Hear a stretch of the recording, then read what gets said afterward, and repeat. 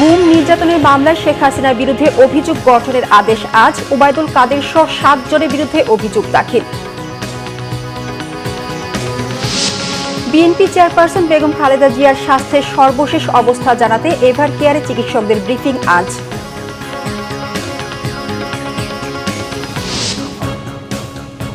দেখছিলেন crown cement সংবাদ শিরোনাম, এবার বিস্তারিত। গুম নির্যাতনের মামলায় ক্ষমতাচ্যুত প্রধানমন্ত্রী শেখ হাসিনা, তার প্রতিরক্ষা বিষয়ক উপদেষ্টা অবসরপ্রাপ্ত মেজর জেনারেল তারিক আহমেদ সিদ্দিক এবং সাবেক বর্তমান 11 সেনা কর্মকর্তার বিরুদ্ধে অভিযোগ গঠনে ট্রাইব্যুনাল আজ আদেশ দেবে। এদিকে মানবতা বিরোধী অপরাধের মামলায় ওবায়দুল কাদের, বাহাউদ্দিন নাসিম, মোহাম্মদ আরাফাত সহ 7 জনের বিরুদ্ধে আনুষ্ঠানিক অভিযোগ দাখিল করেছে প্রসিকিউশন। আন্তর্জাতিক অপরাধ ট্রাইব্যুনাল 1-এর বিচারিক প্যানেলে এই আদেশ দেবে। গত 7 ডিসেম্বর রাষ্ট্রপক্ষ অভিযোগ গঠনে শুনানি করে। মামলায় সুনির্দিষ্ট 5টি অভিযোগ আনা হয়।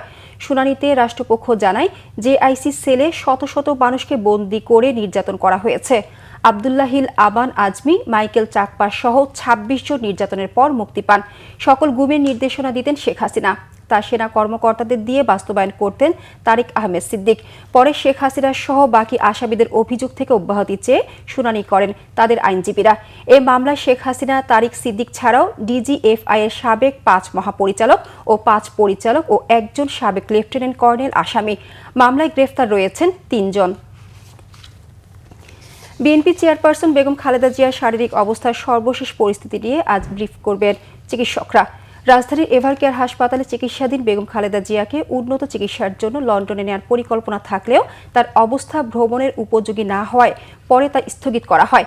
বেগম জিয়ার ব্যক্তিগত চিকিৎসক ও বিএনপি স্থায়ী কমিটির সদস্য ডাক্তার এজেডএফ জাহিদ হোসেন সে সময় জানান, বেগম খালেদা জিয়ার সুস্থতাকে সর্বাধিক গুরুত্ব দিচ্ছে মেডিকেল বোর্ড। চিকিৎসার সর্বশেষ অগ্রগতি সম্পর্কে এভার কেয়ারের সামনে বেলা 12:30টার দিকে ডাক্তার জাহিদের ব্রিফ করার কথা রয়েছে। বিএনপির চেয়ারপারসন বেগম খালেদা জিয়ার শারীরিক অবস্থা ও চিকিৎসার খবর সংগ্রহে রাজধানীর এভার কেয়ার হাসপাতালে রয়েছেন আমাদের সহকর্মী মামুন আবদুল্লাহ। চলে যাচ্ছে সেখানে। মামুন, বিএনপি চেয়ারপারসনের স্বাস্থ্যের অবস্থা সম্পর্কে কি তথ্য আছে আপনার কাছে, আমাদের বিস্তারিত জানাবেন। স্থায়ী কমিটির সদস্য এবং বেগম খালেদা জিয়ার যিনি চিকিৎসক আছেন, ব্যক্তিগত চিকিৎসক ডাক্তার এজেডএম জাহিদ হোসেন কিছুক্ষণ পরেই আমাদেরকে ব্রিফ করবেন, ঠিক 12:30টার সময়, অল্প কিছুক্ষণ পরেই। তবে তার আগের ঠিক 12:30টার সময়, অল্প কিছুক্ষণ পরেই। তবে তার আগের যে ব্রিফগুলোতে তিনি যেমনটি আমাদেরকে জানিয়েছিলেন যে তার স্বাস্থ্যের অবস্থা স্থিতিশীল আছে, তিনি আগের মতোই অপরিবর্তিত অবস্থায় আছেন। আপনি জানেন যে গত 23 নভেম্বর এভার কেয়ার হসপিটালে তিনি স্বাস্থ্যের পরীক্ষার জন্য এসেছিলেন, স্বাভাবিক পরীক্ষার জন্য। এখানে এসে 27 নভেম্বর তিনি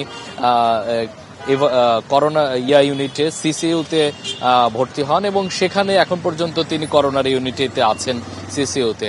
আপনি জানেন যে এর আগেও কিন্তু তিনি 2021 সালে একবার যখন করোনায় তিনি আক্রান্ত হন তখন তিনি সিসিইউতে একবার ভর্তি হয়েছিলেন তখন। তারপরে তার শারীরিক যে অবস্থা, তার লিভার সিরোসিস, কিডনি আর্থাইটিস এবং ডায়াবেটিস সহ নানান জটিলতায় তিনি ভুগছেন। এবং আপনি জানেন যে 2024 সালে তার একবার পেসমেকার বসানো হয়েছিল তার হৃদযন্ত্রে। সে সময়ের পর থেকেই তিনি কিন্তু বেশ আসলে শারীরিকভাবে অসুস্থতা ফিল করছিলেন এবং একই সাথে আপনি জানেন যে তার বয়স হওয়ার সাথে সাথে তার প্রায় 81 বছর বয়স, এই বয়সেও তিনি আসলে নানা জটিলতায় ভুগছেন। সবকিছু মিলে আসলে বলা চলে যে তিনি আসলে তার যে শারীরিক কন্ডিশন সবকিছু মিলে তার আসলে এই শেষ সময় তার সার্ভাইভ করতে বেশ কিন্তু বেগ পেতে হচ্ছে, কারণ হচ্ছে নানা জটিল রোগে তিনি আক্রান্ত। তবে ঠিক 12:30টার দিকে আমাদেরকে ব্রিফ করার কথা রয়েছে তার ব্যক্তিগত চিকিৎসক। আপনি জানেন যে তার চিকিৎসার জন্য কিন্তু মেডিকেল বোর্ড গঠন করা হয়েছে এবং সেখানে যুক্তরাষ্ট্র, চীন, লন্ডন, বিভিন্ন দেশের ডাক্তাররা কিন্তু সেখানে আছেন। তো আপনাকে পরবর্তী সংবাদে হয়তোবা আরো লেটেস্ট কোনো তথ্য জানাতে পারবো। রেখাই ছিল। মামুন, আপনাকে ধন্যবাদ। স্থগিতাদেশ প্রত্যাহারের পর বরিশাল বিএনপির সাংগঠনিক তৎপরতা বেড়েছে। দলটির শীর্ষস্থানীয় অনেক নেতা শাস্তির আওতায় থাকায় স্থবির হয়ে পড়েছিল তাদের অনুসারীদের সাংগঠনিক কার্যক্রম। নানা কারণে স্থগিতাদেশ থাকাকালীন চরম দুশ্চিন্তায় দিন কাটাতে হয়েছে তাদের। সিনিয়ররা বলছেন নীতি আদর্শের সাথে পথ চলতে, আর প্রত্যাহার হওয়ারা বলছেন সংকট কাটিয়ে দলের প্রার্থীকে বিজয়ী করাই তাদের প্রধান লক্ষ্য। বরিশাল থেকে শাহিন হাসানের রিপোর্ট। 22 নভেম্বর একসাথে বরিশাল জেলা ও মহানগর বিএনপির মূল দল এবং অঙ্গ সংগঠনের অন্তত 10 নেতার দলীয় পদ স্থগিতাদেশ প্রত্যাহার হওয়ার পর দলীয় কর্মসূচিগুলো এখন আগের তুলনায় বেশি প্রাণবন্ত। নেতাদের সাংগঠনিক কার্যক্রমে দেখা গেছে সক্রিয়তা। দলকে জয়ী করাই এখন তাদের লক্ষ্য। আমাদের স্থগিত করছে, কিন্তু দলকে ভালোবাসি, দলকে ভালোবেসে দলের কাজগুলো করতে চেষ্টা করেছি এবং করেছি, কিন্তু নিজের কাছে মানসিকভাবে নিজেকে একটু খারাপ লাগতো। বহু কাঙ্ক্ষিত নির্বাচন, যে নির্বাচনের জন্য বিএনপি দীর্ঘদিন ধরে আন্দোলন সংগ্রাম করেছে, সেই নির্বাচনকে কিভাবে আমরা ধানের শীষের প্রার্থীকে বিজয়ী করব তার জন্য সর্বোচ্চ চেষ্টা করে যাব। রাজনীতি আমার মাঠের অবস্থান চিন্তা করে আমাকে সেই দায়িত্ব আবার ফিরিয়ে দিয়েছে। কথা একটাই, দলের পক্ষে থেকে আগামী যেহেতু জাতীয় সংসদ নির্বাচন, ধানের শীষকে সামনে রেখে আমাদের সবাইকে ঐক্যবদ্ধভাবে দলের পক্ষে থেকে ধানের শীষের পক্ষে কাজ করা। যাদের স্থগিতাদেশ প্রত্যাহার হয়নি তাদের জন্য সুপারিশ করা হয়েছে বলে জানান দল মনোনীত বরিশাল 5 আসনের প্রার্থী। দেখা যায় যে আমাদের অনেকেই শরণাপন্ন হচ্ছে যে কেন্দ্রীয় কমিটির সাথে আলোচনা করে তাদের ব্যাপারটা করে দেই। তো আমরা কেন্দ্রীয় কমিটি তার শাস্তি অনুপাতে এটি চিন্তা ভাবনা করবে।